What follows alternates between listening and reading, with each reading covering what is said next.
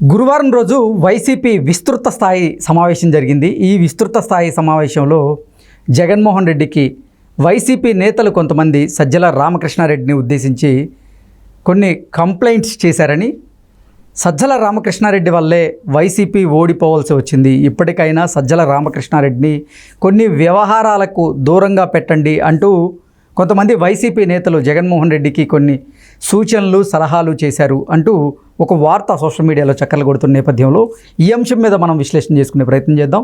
ప్రస్తుతం మనతో పాటు ఉన్నారు తెలుగుదేశం పార్టీ అధికార ప్రతినిధి సూర్యదేవర్ లత గారు. లత గారితో మాట్లాడదాం. లత గారు నమస్తే అండి. నమస్తే. లత గారు, గురువారం రోజు వైసీపీ విస్తృత స్థాయి సమావేశం జరిగింది. ఈ సమావేశంలో కొంతమంది వైసీపీ నేతలు జగన్మోహన్ రెడ్డి గారికి కొన్ని సలహాలు సూచనలు చేసినట్లుగా, అందులో భాగంగానే అసలు వైసీపీ ఓడిపోవడానికి సజ్జల రామకృష్ణారెడ్డి కూడా ఒక కారణం కాబట్టి కొన్ని వ్యవహారాల్లో సజ్జల రామకృష్ణారెడ్డి గారిని దూరంగా పెట్టండి అంటూ కొంతమంది వైసీపీ నేతలు జగన్మోహన్ రెడ్డికి సలహాలు సూచనలు చేసినట్లుగా ఒక వార్త సోషల్ మీడియాలో చక్కర్లు కొడుతూ ఉంది. ఏంటి ఈ వార్తలో వాస్తవం ఉందంటారా? అంటే జగన్మోహన్ రెడ్డి పెట్టిన ఆ సమావేశానికి ఎంతమంది వచ్చారు? 175 నియోజకవర్గాల్లో క్యాండిడేట్లు ఉన్నారు, పెట్టాడు కదా. దానిలో ఎంతమంది వచ్చారు? కనీసం నాకు చూస్తే 20-25 మించి కూడా కనపడటం లాగా. సో మిగతా వాళ్ళంతా ఎందుకు రాలేదు అంటే జగన్మోహన్ రెడ్డి మీదే నమ్మకం లేదేమో అక్కడ. ఏ రకంగా నమ్మకం లేదని? ఎందుకంటే వైఫల్యాలు కనపడిపోయాయి.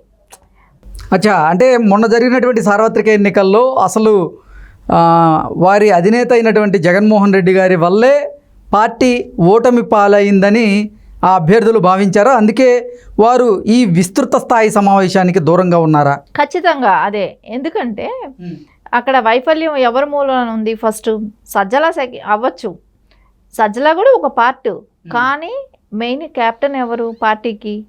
జగన్మోహన్ రెడ్డి. సో ఆ అధ్యక్షుడైనంత మాత్రాన పార్టీ అధ్యక్షుడే కదా. సో ఆయనకి డెసిషన్ తీసుకునే శక్తి ఆయనలో లేదా?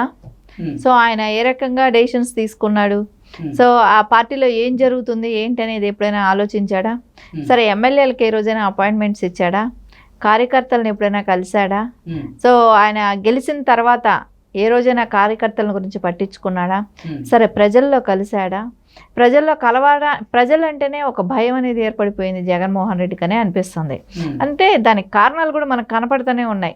ఆయన పరదాలు కట్టుకొని వెళ్ళటం కానివ్వండి, ఆ చెట్లు నరుక్కుంటా వెళ్ళిన విధానం కానివ్వండి, 3-4 కిలోమీటర్లకే హెలికాప్టర్ ప్రయాణాలు చేయటమే కానివ్వండి.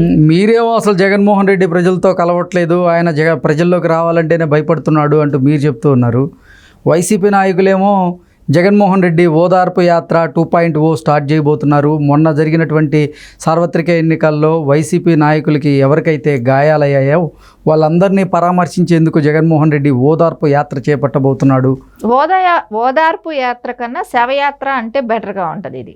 ఎందుకంటే రాజకీయాల్లో ఈయన జగన్మోహన్ రెడ్డి ఎప్పుడైతే అధికారం మీద వ్యామోహం పుట్టి సీఎం కావాలనే అధికార వ్యామోహంతో స్టార్ట్ చేసిన దగ్గర నుంచి చూస్తే, తండ్రి చనిపోయిన దగ్గర నుంచి చూస్తే శవ రాజకీయాలే చేసుకుంటూ వచ్చాడు.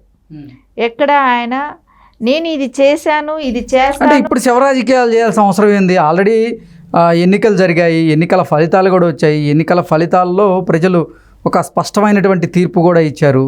వైసీపీని అధికారం నుంచి దించేశారు. ఇప్పుడు మళ్ళీ శివరాజకీయం చేయాల్సినటువంటి పరిస్థితి జగన్మోహన్ రెడ్డికి. సింపతి క్రియేట్ చేసుకుంటున్నాడు. సింపతి క్రియేట్ చేసుకుందామని ప్రజల్లోకి వెళ్తానని చెప్తున్నాడు. ఆయన ఓడిపోయాడని కూడా జనాలు చచ్చిపోయారంట. అంటే అట్లాంటి వాళ్ళు ఎంతమంది ఉన్నారో తెలియట్లేదు, కానీ జగన్మోహన్ రెడ్డి ఓడిపోయాడని చచ్చిపోయిన వాళ్ళని నేను చూడలేదు. అంటే వైసీపీ కార్యకర్తలు కానీ వైసీపీ అభిమానులు ఎవరైతే ఉన్నారో వారు వైసీపీ ఓడిపోవడాన్ని జీర్ణించుకోలేక కొంతమంది ప్రాణాలను కోల్పోయారు.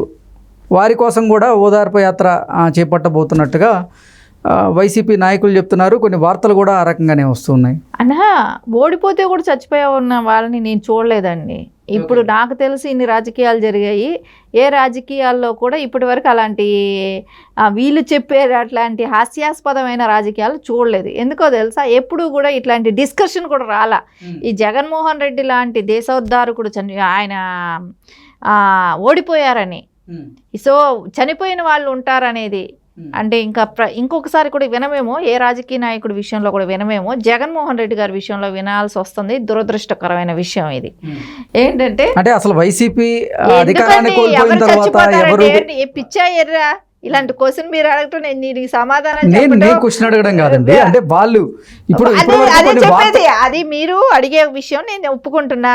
అలాంటివి సర్క్యులేట్ అవుతున్నాయి. అతను బహిరంగంగా చెప్పడం కూడా వాళ్ళు ఏం చెప్తున్నారు, వైసీపీ వాళ్ళు ఏం చెప్తున్నారు, మా పార్టీకి సంబంధించినటువంటి కొంతమంది కార్యకర్తల మీద దాడులు జరిగాయి, ఆ గాయపడిన వారిని మేము పరామర్శించేందుకు వాళ్ళలో భరోసా నింపేందుకు మేము మళ్ళీ ఓదార్పు యాత్ర చేయబోతున్నామని ఒక వర్షను. అలాగే మొన్న వైసీపీ ఓడిపోయిన తర్వాత ఆ ఓటమిని జీర్ణించుకోలేక కొంతమంది ప్రాణాలు కోల్పోయారు, వారి కుటుంబాలకు కూడా మేము భరోసా ఇస్తాము అంటూ వైసీపీ నాయకులు చెప్తూ ఉన్నారు.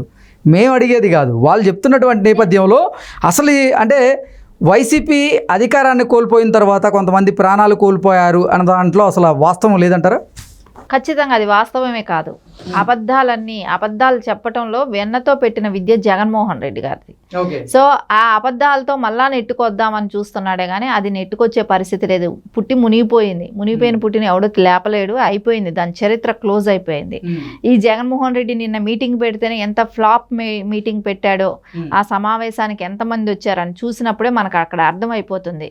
ఇప్పటికే పక్క చూపులు చూస్తూ ఉన్న కొంతమంది, అదే విడుదల రజనీ లాంటి వాళ్ళు కూడా కొంతమంది, మాజీ మినిస్టర్స్ అయినా కూడా కొంతమంది ఉన్నారు. వాళ్ళందరూ కూడా ఇప్పటికి బీజేపీ డోర్స్ దగ్గరికి వెళ్ళిపోయారు. విస్తృత స్థాయి సమావేశాలకు కూడా ఎవరు కూడా రాని ఇది మనకు కనపడతానే ఉంది ఇప్పుడు అక్కడ. ఎందుకంటే జగన్మోహన్ రెడ్డి గారిని నమ్మే పరిస్థితి నాయకులకే లేదు ఇప్పుడు. సో ఆయన రేపు పొద్దున ఎందుకంటే ఆయన సీఎంగా ఉన్నప్పుడే ఆయన ఒక ఎమ్మెల్యేగా నియోజకవర్గానికి, అంటే ఆయన సీఎం క్యాండిడేట్, ఆ నియోజకవర్గంలో అభ్యర్థిగా నిలబెట్టిన ఎమ్మెల్యే క్యాండిడేట్ కూడా ఆయన ప్రచారానికి సిద్ధం సభలకు వెళ్ళినప్పుడే వాళ్ళు జంప్ అయ్యారు, వాళ్ళు లేరు. అలాంటిది ఇప్పుడు ఒక ప్రతిపక్ష హోదా కూడా లేదు, ఒక పార్టీ అధ్యక్షుడిగా వెళ్ళాల్సి వస్తుంది. అలా వెళ్ళినా మటుకు ఈయన వెనకాల తిరిగే వాళ్ళు ఉంటారా? ఏ నియోజకవర్గంలో అయితే కంటెస్ట్ చేశారో ఆ క్యాండిడేట్ ఈయన వెనకాల వస్తాడా? ఆ నమ్మకం ఉందా జగన్మోహన్ రెడ్డికి? లేదు, ఖచ్చితంగా ఆ నమ్మకం కూడా లేదు. సో ఇదంతా ఏంటంటే ఈ డ్రామాలు, నా కోసం ఇంతమంది ఇప్పుడు చనిపోయారంటే ఇంకా లిస్ట్ వేసేస్తాడు. ఎవరెవరు అనారోగ్యంతో చనిపోయిందో, సూసైడ్, వాళ్ళ కుటుంబ బాధలతో సూసైడ్ చేసుకొని చచ్చిపోయిన వాళ్ళే కానివ్వండి, యాక్సిడెంట్లో చచ్చిపోయిన వాళ్ళే కానివ్వండి, ఇలాంటి అంటే ఏదైనా ప్రమాదం జరిగి చనిపోయిన వాళ్ళే కానివ్వండి, ఇట్లాంటి వాళ్ళని అందరినీ కూడా లెక్కలేసేసి నా మూలాన నేను ఓడిపోయాననే బాధతో చచ్చిపోయారని చెప్పేసి ఇంక స్టార్ట్ చేసేస్తాడు. ఎందుకంటే గతం నుంచి చూస్తున్నాం, రాజశేఖర్ రెడ్డి గారి టైం నుంచి బాధతో చచ్చిపోయిన వాళ్ళు 10 మంది అయితే వేలల్లో క్రియేట్ చేసేశారు. అట్లాగా ప్రతి ఒక్కళ్ళని కూడా అక్కడ దోషుల్ని వాళ్ళని వీళ్ళు కాపాడుకునే దానికోసం, వీళ్ళ రాజకీయ భవిష్యత్తు కోసం అవతల వాళ్ళని ప్రాణాలతో కూడా చెలగాటం ఆడతాడు. అంటే ఇక్కడ శవ రాజకీయాలు చేస్తాడు.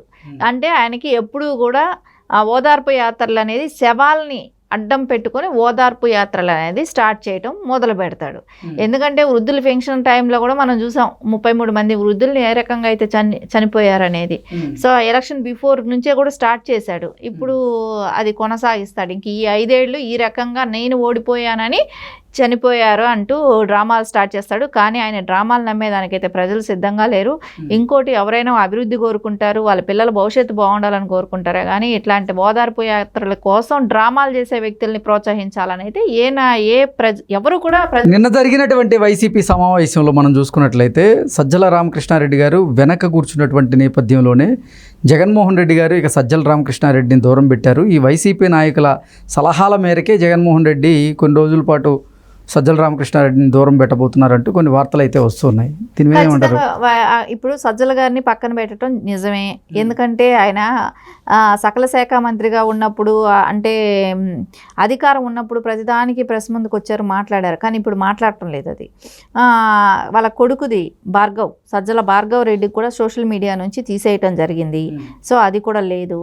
సో వీళ్ళని కొంచెం పక్కన పెట్టినట్టు చూపిస్తున్నారు. రేపు పొద్దున మళ్ళీ అవసరం వస్తే వాడుతారు, కానీ ఒక అస్త్రం లాంటి వాళ్ళే వీళ్ళందరూ పక్కన పెట్టుకొని ఉంటారు. అవసరం ఉన్నప్పుడు మళ్ళీ వాడతాడు.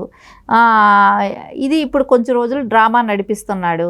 దాన్ని నమ్ముతారా లేదా నాయకులు, కార్యకర్తలు, ఇవన్నీ చూడాల్సిన అవసరం ఉంది. కానీ ఇది ఇప్పుడు ఏంటంటే అనిపిస్తుంది, నిన్న షర్మిల గారు చెప్పిన తర్వాత క్లియర్గా ఒకటి మెసేజ్ అయితే వెళ్ళిపోయింది పార్టీలో, వాళ్ళ పార్టీలో కూడా వెళ్ళిపోయింది. ఇలాంటి చిన్న చిన్న కాలువలన్నీ వచ్చి సముద్రంలో కలవాల్సిందే అని. అది ఏ పార్టీని ఉద్దేశించి చెప్పింది? వైఎస్ఆర్సీపీ గురించే చెప్పారు అది. సో ఖచ్చితంగా వాళ్ళు వెళ్ళి రేపు పొద్దున కాంగ్రెస్లో కలిసే అవకాశం అయితే ఇక్కడ స్పష్టంగానే అనిపించేసింది.